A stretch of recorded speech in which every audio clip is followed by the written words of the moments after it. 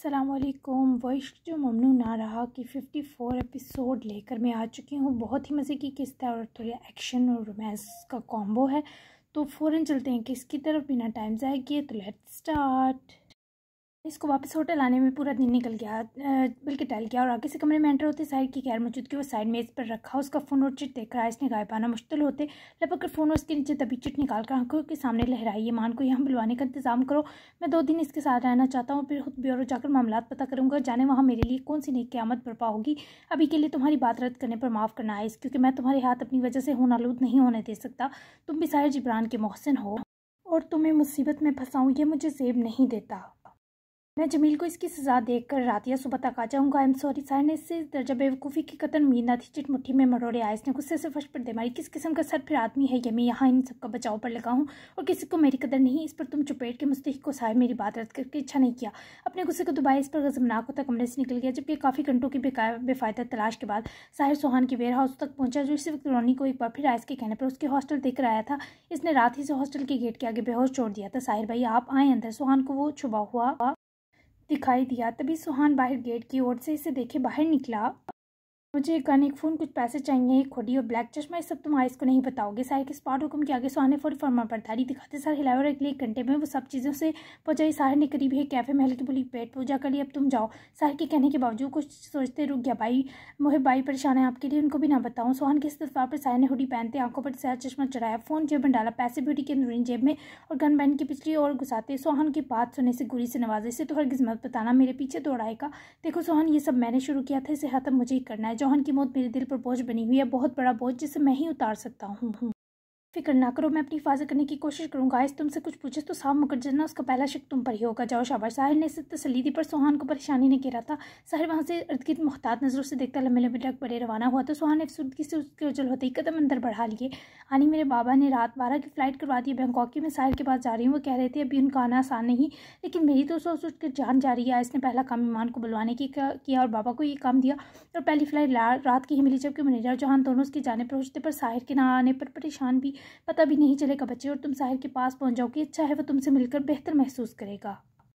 नीरा के पैर से गाल से लाने पर वो भी मुस्कुरा दी, कुछ हौसला मिला। जबकि दूसरी तरफ आयस ने हुदैदा को कॉल किया। वो सुहान के वेयर हाउस ही जा रहा था। सोरीदा मेरा फ़ोन साहिर के पास था, मैं ठीक हूँ मेरी जान, परेशान मत हो। फ़ोन लगते हुए उसके प्यार भरे लहजे पर फिदा हुई। मम्मी के साथ किचन में ही डिनर की तैयारी करवा रही थी। रोहा के लाड भरे इशारे पर किचन से बाहर चली गई। जिन से हैरियत पता चल गई थी आपकी ईमान क्या वाकई जा रही है। बताया जाने बताया अच्छा है, दोनों का शॉर्ट हनीमून हो जाएगा। सुनिए आयस दोनों का डिनर वगैरह अरेंज कीजिएगा, स्पेशल फील होगा दोनों को। यदा कि फ़िक्र ख्वाहिश में दोनों पर आयस के तने हिसाब बहाल तो हुए, पर इस वक्त इसे साहिर पर ही रताब चढ़ा था। पहले तो इस बददिमाग की सुथरी धुलाई करूंगा, फिर स्पेशल फील करवाने की बारी आएगी। आज ना चाहते हुए बिगड़ा तो एदा रूम में आई, मैट्रेस पर बैठे फिक्रमंद हुई। साहिर भाई का कह रहे हैं, मुझे यकीन नहीं आ रहा क्या कुछ उल्टा कर दिया उन्होंने। एदा के इस्तफसार पर आयस ने गाड़ी सुहान के वेयर हाउस पार्किंग पर एरिया तक ले जाते रोकी और बाहर निकला। डील बना हुआ ऐसे कौन समझाएगा कि मेहरबानी के वक्त को दुश्मनों के मद्दे मुकाबले अपने आप में दफन करना पड़ता है। इसे दुश्मनों तक को आखिरी मौका देने की आदत है। मरता मरता बचा है और फिर निकल गया इन मनहूसों के पीछे। एक बात मेरे हाथ लगे, इसे असल आयस से मिलवाऊंगा। इतना तमाम तर परेशान कुन बातों के बावजूद आयस की उसके लिए फिक्र पर मुस्कुरा दी। प्लीज़ उन्हें सिर्फ आयस से मत मिलवाइएगा, बेचारे डर जाएंगे, अल्लाह उनकी हिफाजत करेंगे, फिक्र मत करें। बाकी ईमान सेट कर दी कि ज़रा इससे शिकायत करके देखिएगा। इतना का मशवरा वाकई बेहतरीन था, ईमान ही इसको सेट कर सकती थी। आमीन। हाँ अब इसे बीवी से ही पिटवाना पड़ेगा। है तुम बताओ मुझे मिस तो नहीं किया मेरी सांस ने। अवल जुमला शरारत से कहे थे, ताम में जज्ब गोले वैदा की धड़कनों से सरेआम छेड़खानी कर गया।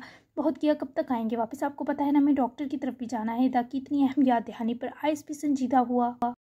बिल्कुल याद है, इससे पहले आ जाऊंगा, अपना ख्याल रखना और फिक्र मत करना। यहाँ की प्यार से मुतमईन किया। आयस ने अपनी तरफ बाहर ही आते सुहान को देखे राब्ता तोड़ा तो एदा भी मुस्कुरा कर वापस किचन की तरफ बढ़ी। कहाँ है तुम्हारा लाडला भाई? आयस के खुरदरे इस्तफसार पर सुहान ने नजर चुराई। बेचारे से झूठ बोलना तो दूर से छुपाना तक मुश्किल था। मुझे तो नहीं बताया इस भाई, घबराते हुए सुहान ने लाइलमी कमजारा किया। मगर सुहान तब थमा जब आयस ने उसी बाजू पकड़े। हुनहार नजर सुहान की डरी आंखों पर डाली। क्या तुम ये चाहते हो कि अपनी आजी मेहरबानी के सबब बेमौत मारा जाए? दुश्मनी निभानी नहीं आती उसे सुहान, क्यों तुम मुझसे सच छुपाकर उसकी जान के दुश्मन बनना चाहते हो?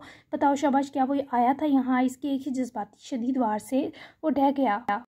यानी अलिफ से ये तक सारी तफसील बता दी। जबकि आयस का बस न चला, साहिर की सच में तुरकत बनाते सुहान की काल तब गायब फौरी ही फेयर हाउस से निकल गया। जबकि सुहान ने ये सब सिर्फ साहिर की हिफाजत को किया था।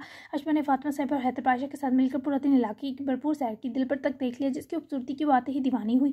जबकि शुजाल भी और नानी इब्राहिम की चुप कहीं ना कहीं इन तीनों का सारा दिन फिक्र परेशानी बनती रही। लेकिन वो तीनों ही दानिस्ता चुप थे। कभी कभी खामोशी में मुब्तला इंसान को छेड़कर हम उसके टूटे दिल को मजीद बिखेर देते हैं। नान भी सारे दिन मुझसे लड़ा था, नानू की नाराज़गी पर पूछा ऐसे पर वो मम्मी सफ़ा था जिन्होंने बहुत यकीन के साथ इसे यहाँ भेजा था। आपके बाबा भी सबकी तरह सख्त हो गए मम्मी, वो भी मेरा फाड़ खाना देख रहे हैं, अंदर ही अंदर फटना नहीं। शायद मैंने होश करने में देर कर दी। वो मम्मी की कॉल उठाना नहीं चाहता था पर वह सुबह से बहुत बार कॉल कर चुकी थी। तभी उठा बैठा घर के साथ ही खुले बागीचे की जाने वो खामोश से पथरीले टेले पर बैठा दूर पारफक पर डूबता हुआ सूरज हिजन से देख रहा था। वो दुखी है शायद इसलिए इश्पा से पहले उनको मनाने की कोशिश कर लो। मनाना खूबसूरत अमल है, तुम्हें क्यों थकाता है? जब गलतियाँ की हो तो उनकी तलाफी करने की हिम्मत भी होनी चाहिए, और जब हाथ से गुनाह सरजद हो फिर मकाफात को सहने का कभी हौसला दरकार होता है ना। रोहा इस वक्त लान में मौजूद थी। उन्होंने ये सब अरीशा से भी डिस्कस किया। उसने भी अनान और इश्पा की यूँ अकेले जाने को अच्छा कहा। मुझसे सब दुखी हैं मम्मी, मैं मनाने के लिए इसलिए थक जाता हूँ क्योंकि इस अमल में हमारी ज़िंदगी कटती है। नानों ने ये बात से पूरा इत्तेफाक करता हूँ, मेरी मदद करने के लिए इसलिए इनकारी है कि कल को अल्लाह को मुँह दिखाना है कि इस कदर बुराई भर चुकी है। मेरे अंदर वो तकलीफ में नहीं था, वो साकिन हो गया था। हर कोशिश हर मेहनत छोड़ने का फैसला करता दिखाई दिया। रोहा की आंखें भीगी। ऐसा मत सोचो मम्मी की जान, हौसला दिखाओ। जुल्म करते जब रूह नहीं कामती तो अब भी मजबूत रहो। बाबा की जान बसती है तुम में और ईमान में। खुद को उनकी जगह रखकर सोचो, ऐसे मायूस नहीं होते। वो माँ भी मेहरबान थी। वो मुस्कुराया, बेदर्द सा। माँ साथ नहीं छोड़ती, आज साबित हुआ, ना उसकी दुआएं छोड़ती हैं। मैं एक कोशिश करूँगा फिर। Thank you mummy. वो इसकी यूँ पहली बार मम्मी की मोहब्बत को बयान करने पर दिल से मुस्कुराई क्योंकि इस हार में वो बहुत बुरा था। माँ ने पैदा जो किया होता है तभी नहीं छोड़ सकती बच्चे। अल्लाह तुम्हारे दिल को सुकून दे। मजीद रोहा से कुछ ना कहा गया तो राब्ता तोड़ गई। सैर सपाटे वाले भी वापस आए तो फातिमा साहिबा शाम की चाय में मसरूफ़ हुई तो हैदर पाशा पेस्ट्रीज लेने शॉप की तरफ बढ़े। ये अलग थलग अच्छा नहीं लग रहा, जाओ दिल जोई करो, उसकी बेटी अच्छा लगेगा उसे। इसके और शीला भाई के बीच कोई तो टेंशन है जो सुबह से खोए खोए से हैं, जाओ शाबाश। फातिमा साहिबा की खूबसूरत किचन की खिड़की से वो दिल जला दिखाई दिया, लेकिन इश्पा इससे नाराज़ थी। तभी बिना किसी बहाने के जाना मंजूर ना था। फातिमा नानू को ये बता सकती थी कि नाराज़ है। मैं आपकी दिन वाली खीर दे आऊँ, क्या उनको पसंद है? इश्पा ने हिचकिचाकर पूछने पर वो धीमा सा मुस्कुराई। बहुत ज़्यादा पसंद है, मैं डाल के देती हूँ। मोतीचूर के लड्डू से गार्निश हो तो मज़ीद खुश होता है। फातिमा साहिबा के लिए वो अपने बच्चे थे, तभी तो इनकी माँ बाप से ज़्यादा वो उनकी पसंद पहचानती थी। हालांकि वो सब छुट्टियों में कुछ टाइम के लिए यहाँ आते थे। अशबा मुस्कुराई तो फातिमा साहिबा ने खीर शीशे की खूबसूरत सी डिश में डाली, स्पून रखी, मोतीचूर के लड्डू को बिखेर कर ऊपर डाला, ड्राई फ्रूट्स का तड़का लगाया। और अशबा जब किशमिश उठाकर मज़ीद डेकोरेट कर लेती तो इसे रोक गई। किशमिश नहीं खाता, ये रहने दो। अशबा ने उनकी बात पर फ़ौरन हाथ लिए, किशमिश दाने मुँह में डाल लिए और मुस्कुराई, डिश पकड़े, किचन से निकली और चेहरे पर जल्दी से संजीदगी से जाए बाहर आई कि नज़र नारंगी और आसमानी रंग के मिलाप के संग सहर तारी करते आसमान को देखे। खामोशी से उसके पास ही आकर बैठी और डिश बिना देखे उसके आगे की। नान ने भेजी है, उन्हें फिक्र हो रही थी आपकी, आपने लंच नहीं किया। उनके हाथ ताकीद है सारी खाएश पर अजनबियत पड़ते नान को दिखा कहा, सरसी नजर इस पर डाले, डिश थाम गया। अशबा ने चोर नजर इस पर डाली जो स्पून पकड़े फर्स्ट बांट लेते। जायके की मसरूरी पर धीरा सा मुस्कुराया, हमेशा की तरह जायकेदार। तुमने खाई? वो उसकी तरफ फिर से देखे बोला तो अशबा ने सर हिलाया। हमने तो लंच पर काफ़ी सारी उड़ा चुके हैं, मैं और हैदर नानो। अभी पेस्ट्री विद चाय का मूड है, वो मज़े से बताती। वापस सामने देखने लगी, नाने से देखते हुए ये दूसरी स्पून भर के खाए। उष्पा ने उसकी मुकम्मल फिनिश करने तक इसे दोबारा न बुलाया ताकि वो खाले हरी डिश वापस थमा गए तो एक बेतियानी में उष्पा के हाथ से गिर जाती। किशमिश हाली डिश में मौजूद देखना चाहते हुए भी वो मुस्कुराहट रोक ना सकी। ये क्यूट लगा। नान उसकी शरारती मुस्कुराहट न देखी, वरना इश्पा से पूछ न लेता। जाना बख्शता डिश वहीं पास जमीन पर के ऊपर से दोनों डूबते सूरज को देखने लगे। शुजा नानू ने पिटाई की क्या? लेकिन गाल तो सूजे नहीं लग रहे आपके। कुछ देर खामोशी से उसकी मौजूदगी को महसूस करते हैं। दिल में पनपती बेचैनी यहाँ कर बैठी। वो दिल पर जख्म दे गए हैं, वहाँ तक मैं खुद भी नहीं पहुँचता कि मरहम रख सकूँ। उसके पार करते जवाब पर लम्हा पर बदहवास हुई। दूसरे के दिए जख्म आपको कितनी तकलीफ देते हैं? काश आप समझ जाते कि दूसरे भी आपके दिए जख्मों पर ऐसी ही तकलीफ महसूस करते हैं। नानों के साथ हूँ मैं, समझे? बिना मामले की संगीनी जाने उनकी तरफ तारीख कर गई। तभी तो अनान को जरा सिमट के उसकी तरफ होकर बैठना पड़ा। और वो तुम्हारे साथ हैं, तुम नहीं चाहती मैं तुम्हें मनाऊं? उसकी आंखों में तक जवाब देने के लायक ही न रही, जो उदास नज़र का काफिया बनी हुई थी। मौका दिया तो है, तभी तो साथ आ गई। वो लहजा पर गुस्सा से दिखाई नजर चुरा गई। जब अनान ने उसका हाथ पकड़े अपनी तरफ तवज्जो करने को कहा तो आंखें पट से अनान की आंखों में डाल गई। मुझे किसी को मनाना बहुत मुश्किल लगता है, जान जाती है मेरी, तब भी टूटी फूटी कोशिश कर रहा हूँ। आई नो तुम मुझे माफ़ नहीं कर पा रही, ये नेचुरल है, मेरी गलती बहुत बड़ी है, लेकिन मुझे नाउम्मीद ना करो। मेरा यकीन टूट जाएगा, मैं इस बात पर यकीन कर लूँगा कि मैं ही किसी रिश्ते को हैंडल करने के काबिल नहीं। कि किसी बात पर पत्थर दिल को पिघलने की इजाज़त नहीं देना चाहती थी। वो यूं ही से कबूल नहीं था, बिखरा हुआ बेबस। गलती नहीं थी, गुनाह था वो। नान गलती होती तो अब तक मेरे जज्बात के आगे तब चुकी होती। मुझे लगता है अगर मैंने आपको माफ़ किया तो ये मेरे भैया के साथ नाइंसाफ़ी होगी। वो क्या सोचेगी कितनी बुरी बहन हूँ। वो अपनी बेबसी कहते इस पार्टनर जोर से देखने लगी। क्या वो ऐसा सोच सकता है? नान के सवाल ने इश्पा को लम्हा पर खामोश किया। वो ऐसा ना सोचे, लेकिन मेरे ज़मीर को ये गवारा नहीं। आपने मनाने की टूटी फूटी कोशिश नहीं की, हरगिज़, बल्कि दोस्त जमाकर ज़बरदस्ती किया। ऐसे कोई नहीं मानता, बल्कि ऐसे सामने वाला मजीद रोता है। वो उसको हर लफ्ज़ से उसकी गलती बताकर मजीद खुद में समेट गई। मजीद मनाने की हिम्मत का कत्ल कर बैठी तो तुम मजीद रूठ गई हो। उसका वही हाथ पकड़े मजीद करीब करते बोला तो वो बीच की नज़दीकी से घबराकर से हाथ छुड़वाकर आपका फासले पर वापस सिर की सोच है आपकी। वैसे एक बात बताए, मुझसे तो आपको मोहब्बत ना है ना कभी हो सकती है, फिर मेरा मानना आपके लिए सरदर्द क्यों बन रहा है? अगर मैं आपकी ज़िंदगी से निकलती हूँ सारा नुकसान तो मेरा होगा। फिर आपका ये रवैया, बहुत देर से उसकी उलझन बनी थी, ये बात क्या है बैठी, आखिर पता तो चले वो इसकी कौन है जो उसके लिए इतना सोच रहा है, खुद से लड़ रहा है, घट रहा है। मैं तुम्हारे नुकसान को चुपचाप सह जाऊँगा क्या? उसके सवाल पर आंखों में हिज़न समेट लाई। आप बताएं, वो बिगड़ी नहीं, ये मुझसे नहीं होगा इरफान, तमाम तर बेहिसी कि तुम्हारा दर्द मुझे भी दर्द देगा। यहाँ वो फिर से उसे उलझा गया, अपने सीने को ठोक कर दर्द का मरकज़ बताते वो इसे शदाई लगा। क्या मेरे माथे पर बेवकूफ़ लिखा है? ये तो मुझे पता है मोहब्बत के बिना किसी का दर्द दिल तक नहीं पहुंचता, आपके दिल तक फिर क्यों पहुंचेगा? वैसे लड़ पड़ी, भला ये कैसी मुनाफिकाना बातें थी, कैसी लिखावट थी, कैसा धोखा था? तुम्हारे सवाल में ही जवाब छुपाया। वो आहिस्ते से बोले उठ गया। अशफाक ने जब अपने कहे पर गौर किया तो उसकी आंखें फटी की फटी रह गई। उठकर फरियानान की कलाई थामे पकड़ कर रोका। मोहब्बत करते हैं मुझसे? उसके सवाल पर दिल जला सा मुस्कुराया। जी नहीं, तुम्हारे माथे पर बेवकूफ़ लिखा है, इस बारे कहा था। लम्हा लगा वो अशफाक नूर के धड़कते दिल को मुर्दा कर गया। जी चाहो उसके बाल नोच ले, किचियाँ सी आंखों में लिया हानत और सबकी से बिकती आंखें चुराती वो पलट गई और रानी उसकी खुशबू बिखेरते वाले बालों को जरा झुककर इनकी खुशबू इनहेल की और इसे रोता छोड़े अंदर की तरफ बढ़ गया। अशफाक के लिए वो ये खूबसूरत जगह भी बदसूरत बना गया। आंसू दबाने पर भी आंखों में इतना दब सके उसके रुखसारों पर रेंगते चले गए। खुदा न करे तुम्हें मुझ जैसे की मोहब्बत बनो अशफाक, जिससे सबकी तुत्कार ही रहा से वो उसको वहीं अजीत की दलदल में उतरता देखे और जल होने से पहले खुद से कहे गहरी सांस भर गया और कदम बढ़ा दिए। अरे तुमने तो डिनर पर आना था, 1-2 घंटे जल्दी नहीं आगे? मोहिब बलोच अपने दुख को अपने दिल में समेट कर वो हासिल का हम हालत से छुपाए। मोहिब की गाड़ी शाम के 6 बजे ही पोर्ट में रुकता दिखे। लान में ही ठंडी हवा में टहल रही थी जब मुस्कुराती हुई करीब चली आई। हाँ फ्री हो गया था तो सोचा 2 घंटे एक्स्ट्रा कचरा रानी को दे दूँ, क्या याद करेगी कि सही मोहिब बलोच से बाला पड़ा था। डोर बंद करके रोब के संग करीब आ रुकता, इससे दुगनी संगदिली से अपनी तकलीफ छुपाता मुस्कुराता वार करके जोए को मुतासर करके उसकी वजाहत ख्वास से करने लगी थी। तुम मुझे सिर्फ रानी कह लो, कचरा मत लगाओ, क्योंकि इतनी बुरी भी नहीं हूँ। वो थोड़ी उदास होगी, इतनी अच्छी भी नहीं हो कि रानी ही क्या बैठू। उसके साथ से गुजर कर अंदर को बढ़ा तो उसके तंज पर साथ ही हम कदम होती अंदर बढ़ी। तो ये 2 घंटे तुम वाकई मुझे दोगे? अंदर पहुँचते ही वो इश्तियाक से उसके रास्ते में आ रुकी। वहीम ने कुछ सोचते हुए सर हिलाया। हाँ मैं फ्री ही हूँ आज। वहीम ने एक बार फिर उसकी दूसरी सिम से गुजरते हवेली की सिम कदम बढ़ाते सीटिंग हाल कर रुक गया। जोए ने मुस्कुराती नजरों से इसे देखा जो काउच पर बैठते ही रिमोट उठाकर टीवी ऑन करने लगा। मगर जोए ने फ़ौरन उसके हाथ से रिमोट लिया और टीवी ऑफ कर दी। साथ ही बैठी, टीवी मत देखो ना, फिर मुझे लगेगा तुम मुझे अच्छे से गुड बाय नहीं करना चाहते। वो अच्छे मूड में थी और मुहिब को यही लगा शायद इसे वापसी की खुशी है। तभी कुशन गोद में लिए वो रिलैक्स हुए बैठा इसे देखने लगा, जिसकी आंखें दिन की बनिस्बत पूरी शान से चमक रही थी। तुम या मैं मरने नहीं वाले जो गुड बाय की ज़रूरत है। मेरे ख्याल में मौत से पहले गुड बाय कहना एक फरसूदा और बेकार चीज़ है। तुम जैसे आई थी वैसे ही जाना, सिंपल रसान से मशवरा दिए वो बोला तो जोए जानबूझकर जबरन मुस्कुराई। हाँ ठीक कहा तुमने, मुझे भी गुड बाय कहना अच्छा नहीं लगता। हाँ जैसी आई थी वैसे ही चली जाऊंगी। तुमने फ़्लाइट करवा दी मेरी? और नज़रें झुकाने के बीच ही सवाल पर उसको देखने लगी। हाँ कल सुबह 11 बजे की फ़्लाइट है। पैकिंग कर ली होगी तुमने यकीनन? मुहिम ने भी रस्म पूरी शान से निभाई, बेमुरवती की हद की है। मैं कुछ नहीं लाई थी, लेकर भी कुछ नहीं जाऊँगी, बस एक हैंड बैग लूँगी और कुछ नहीं। उसके जवाब पर बेचैन हुआ। लेकिन जो तुम्हें तहाइफ मिले हैं निकाह पर वो सब तुम्हारी मलकियत है। इसे मुहिब का निकाह का दिन याद दिलाना अच्छा लगा। वो जोए की ज़िंदगी का हसीन दिन जो था। नहीं वो सब मेरा हक नहीं है, इसका है जिसे तुम मोहब्बत से बीवी बनाकर इस हवेली में लाओगे। ये सब उसे देना। वो उसके लहजे पर जुलसा जो हासा तारीख था। फ़ाइन, जैसी तुम्हारी मर्ज़ी। वो किसी बहस को करके हारना नहीं चाहता तो उसके चेहरे पर यहाँ तलखी जोए की नज़रों से छुपी ना थी ना उसका जबर। तुम टीवी देख लो। वो कुछ देर वो उसके बोलने का इंतज़ार करती रही, पर जब जोए की उम्मीद टूटी तो छीना रिमोट इसे वापस दिए मुस्कुराकर उठ गई। कहाँ जा रही हो? ये वक्त तुम्हारा है। वो बेहतियार उसका हाथ पकड़ में आते हाथ की नरमी महसूस की से रोक गया, पर जोए ने नज़रें झुकाते सर झटका। जितना ले लिया वो भी बहुत है। सो के वो अपना हाथ छुड़वाने की कोशिश में थी। मुहिब से उसका हाथ छोड़ना मुहाल हुआ। बैठ जाओ मेरे पास। अभी तक अगर आपने मेरा चैनल सब्सक्राइब नहीं किया तो फ़ौरन कर लें ताकि यूं ही हर वीडियो बर वक्त मिल सके। बेल आइकन लाजमी दबाएं।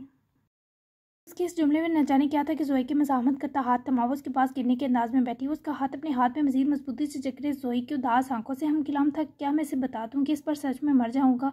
मुहिब का दिल कर लाया था, लेकिन हल्क में ऐसा दबाव था कि इसे लगा एक लफ्ज़ भी कहेगा तो जान चली जाएगी। ये क्यों ऐसे देख रहा है जैसे इसकी तकलीफ हद से बाहर हो गई है? वो खुद उसकी नज़रों की शिद्दत पर तड़पी। मुझसे क्यों नहीं कहा जाता तुम्हें जोए? ये कैसी बेबसी है? वो अपने जामिद पड़ते हवास पर खुद से लड़ पड़ा। कुछ कहना है तुम्हें? जोए से मज़ीद वो तीर जिगर नज़रें बर्दाश्त न हुई तो पूछ बैठी। हाँ। सांस की सूरत एक लफ्ज़ मुहिब के होंठों पर बिखरा। वो मज़ीद परेशान हुई। तो कहो सोच क्या रहे हो, मैंने तुमसे बात करते कभी इतना नहीं सोचा, डरो मत, मैं तुम्हें खाने नहीं वाली। वैसे कुछ कंफर्टेबल करने की सही में दानिस्ता शरीर हुई मैं तुमसे। इससे पहले वो उसके हाथ को मजीद चकरे, टूटे फूटे लफ्ज़ कहता। कंदील के सर पर आग खड़ा होने पर मोहिब ने फ़ौरन से उसका हाथ आज़ाद किए, गर्दन मोड़ी और उसके गुरेज पर ज़ोया ने अफसरदा हुए कंदील को देखा, जो इससे उसके स्पेशल खाने के बन जाने का बताने आई थी। बहुत शुक्रिया, ये मैं डिनर मोहिब के साथ ही करूँगी, ज़ोया ने नरमी से कहा। तो वो सर हिलाए वहाँ से चली गई। मोहिब टीवी आन के खुद को लाताल्लुक साबित करता ज़ोया को जहर लगा। मोहिब उसका हाथ को छूने लगी तो वो फौरी उसका हाथ झटक गया। कुछ नहीं कहना मुझे, तुम जाकर जो बनवाया है वो खा लो, मैं डिनर नहीं करूँगा आज। उसके खुरदरे रवैये पर वो आंखों की वीरानगी समेत उसे देखने लगी, जो साफ साफ खौफ खा रहा था उससे। तुम कुछ कहने वाले थे मोहिब, मुझे बेचैनी रहेगी। वो इससे आखिरी बार मिन्नत करने को उठकर उसके सामने ज़मीन पर बैठी तो उसे देखने पर मजबूर हुआ। कुछ नहीं कहना था, डोंट वरी, नीचे मत बैठो, जाओ जोए। वो उसकी डांटे पर वो हंसी हुई। प्लीज़, वो इसे आजिज़ करके, फ़ाइन तुम बैठो, मैं चला जाता हूँ। वो उसकी इस बरहम होते घर आया तो फ़ौरन उसके कदमों से डर कर उठी। ओके ओके, मैं जा रही हूँ, गुस्सा मत करो, तुम देखो अपना मैच तंग नहीं करूँगी। फ़ौरन से कमज़ोर पड़ती आवाज़ पर काबू पाए वो इसे अपनी हसरत की नातीता आग में जलाकर भस्म करती वहाँ से तेज कदमों के संग चली गई, जबकि मोहिब की आंखों में तैरती बेबसी लम्हा लगाए सुर्खी बनी। गहरे सांस पड़ता वो रिमोट वहीं ज़मीन पर पड़े उठकर अपने कमरे की तरफ बढ़ गया। आज की रात इस पर क़यामत थी, उससे बड़ी क़यामत भी सह बैठा तो सुई से भी बर्दाश्त करने का फैसला लिया था। बैठे बैठे कौन सा अजाब गले पड़ गया। ये साहिर वैसे फानूस के बजाय मुझे गोली उसके सीने में गाड़ देनी चाहिए थी। उफ, काल उठा ले हावर। जमील अपनी जान बचाकर रात तो भाग निकला, पर फरजाम के मरने के दहाने पहुँचने की खबर के बाद इसे कम से कम इससे तो मदद की उम्मीद ना थी। तभी अब राजा से ही मदद मांगने का ऑप्शन था। इस वक्त वो छुपता छुपाता जंगल ही के सुनसान एरिया से मुल्हिका सड़क के किनारे किनारे चल रहा था। रात हो चुकी थी। 2-3 मजीद बैल्स पर हावर ने कॉल पिक की। कैसा है राजा? जमील ने फ़ोन लगते ही जवाब तलबी की। ठीक नहीं है, डॉक्टर कह रहा है दोनों टांगे ज़ाया हो गई हैं। तंता चौपट हो गया जमील सर, राजा को सारे उसके साथी छोड़ गए, मैं बच गया बस। हावर की आवाज़ में गुली नमी पर जमील के पसीने छूटे। ऐन वक्त पर सब कुछ चौपट हो गया था, यहाँ तक कि जोए तक पहुँचने का ख्वाब भी हवा में हायल महसूस हो रहा था। ये जो फ़ोन राजा के पास है उसके आदमियों की कल तलाश के बाद हवेली के गार्डन से मिला था, जिससे उसका ये शक ज़ाहिर हो गया कि इसे साहिर ने छुआ है। दूसरा, वो कुछ इस तरह गिरा कि इत्तफाकन इसे आँच तक ना आई, लेकिन साहिर ने इस फ़ोन का नंबर ज़रूर नोट कर लिया और इसी को सुहान से ट्रेस करवाया। वो उसके पीछे निकल चुका था। खुदा गारत करे, किस मुश्किल में फंस गया हूँ। तुम राजा को मत छोड़ना, मेरे चक्कर में बेचारा फंस गया। उसके चलते कदम किसी आहट पर थमे तो जमील के कदम रुके। फ़ोन बंद किए वो जैसे ही पलटा कोई दरख्तों की ओट में हो गया। चूंकि रात के सबब अंधेरा हर सिम फैला था, तभी एहतियातन जमील ने अपनी गन निकाली और इससे पहले डर कर भागता आगे आन रुकते किसी पहाड़ वजूद से टकराते 2 कदम पीछे धकेलने हुआ। फौरी अंधाधुंध फायरिंग की, मगर सामने कोई भी न था। जमील की खौफ से बुरी हालत से महजूज हो गए। साहिर ने फ़ोन की टॉर्च ऑन करते उसके मुंह पर मारी, जिसके सबब जमील को कुछ दिखाई देना बंद हुआ और फिर टांग घुमाकर पहले तो उसके हाथ पर बूट हिट करते, उसकी गन नीचे गिराते, बिना संभलने का मौका दिए गन को किक मारकर मल्हिका झाड़ियों में धकेलते साहिर ने इसे गर्दन से पकड़े, साथ ही लगे खुरदरे दरख्त से जा पटका। जमील की आंखें खौफ से उबली। मुझे छोड़ दो हान, जमील ने दम घुटने पर इल्तिजा की, पर साहिर हान के पास आज उसके लिए आखिरी रहम भी नहीं बचा था। जौहन को क्यों मारा, क्यों उसकी छोटी सी गलती को उसकी नागहानी मौत बनाया? शर्म नहीं आई खबीस? साहिर ने एक हाथ से फ़ोन और गन साथ पकड़े, दूसरा हाथ उसकी गर्दन पर इस कुव्वत से रखा था कि जमील अपने दोनों हाथ इसे उसके गर्दन पर दबे हाथ को छुड़वाने को मचल रहा था। जोए के लिए मैं पाना चाहता था जोए को, वरना जौहन किसी ज़माने में मेरा अच्छा दोस्त रहा, लेकिन जब मुझे इल्म हुआ कि फरजाम इसे अपना दामाद बनाना चाहता है और तो जोए भी उसकी गर्लफ्रेंड बन गई है, तो मुझे नफरत हो गई। ये सब तभी प्लान किया। मेरी तुमसे कोई दुश्मनी नहीं है। फरजाम को मैं भी मारना ही चाहता था ताकि वो मेरे और जोए के बीच ना आए। मुझे छोड़ दो हान। जमील ने ज़रा सी दम घुटने से रियायत मिलने पर जो मकरू प्लान बताया, साहिर ने फिर से गला घोटा। तुझे छोड़ दूँ ताकि तू मेरे एक और साथी को निकल जाए? हाँ, जोए से मोहब बलोच किया। ये बात मरने से पहले अपने इस गलीज़ जहन में बिठा ले। तुझे नहीं छोड़ सकता क्योंकि तू जहर है जमील। जौहन से मेरा कोई खास रिश्ता नहीं था, ना दोस्ती का ना यारी का, लेकिन वो एक अच्छा इंसान था, मुखलिस, जान लौटाने वाला, भरोसेमंद। इसे बचा तो नहीं सका, उसका एहसान उतार पाता, लेकिन उसके कातिल को मारकर मैं उसकी बेबसी ज़रूर ख़त्म करूँगा। तुझे गोली से नहीं मारूंगा, तुझे वैसे ही मारूंगा जैसे तू डिज़र्व करता है। साहिर ने फ़ोन वही ज़मीन पर पड़ी घास पर इस तरह फेंका कि उसकी रोशनी इर्द गिर्द फैली, जबकि गन भी ज़मीन पर फेंके। साहिर ने इसे यूं ही गिरबान से पकड़े ज़मीन पर पठा और तब तक इसके मुंह पर मुक्कों की बरसात नाजिल की जब तक जमील का मकरू चेहरा लहू से अट ना गया। जमील की जान उसके हल्क में ही अटकी थी। एक और मौके की मार था जब किसी आहट पर साहिर पलटा तो सामने आए सो हटक को देखकर इससे पहले जमील का हाथमा करता हटक ने लपक कर पूरी कुव्वत से साहिर को दबोचे जमील पर से उठाकर परे किया और आराइस ने एक कसील नज़र सुरखा शाम होने वाले साहिर पर डाली और झुककर जमील की लहू लुहान गर्दन पकड़कर एक ही झटके से बेदर्दी से मरोड़ी की दिलहराज सी हिचकी भरता जमील वहीं दम तोड़ गया। साहिर ने झटके से उसको हटक से आज़ाद करवाया तो दोनों ही साहिर के घूरने पर मुस्कुराए। इसे बताओ हटक के सिर्फ गोंसों से कोई नहीं मरता, आया बड़ा कत्ल करेगा, तुम पर जान बचाना सूट करता है साहिरान, लेना नहीं ना तुम में ये वहशी क्वालिटी इंस्टॉल है। आइस ने करीब रुकते जिस तरह साहिर जैसे जख्मी शेर को छेड़ा वो मटियाँ ही कसता रह गया, जबकि फिर न जाने क्या हुआ कि आइस की मुस्कुराती आंखें साहिर का सारा गुस्सा निकल गई।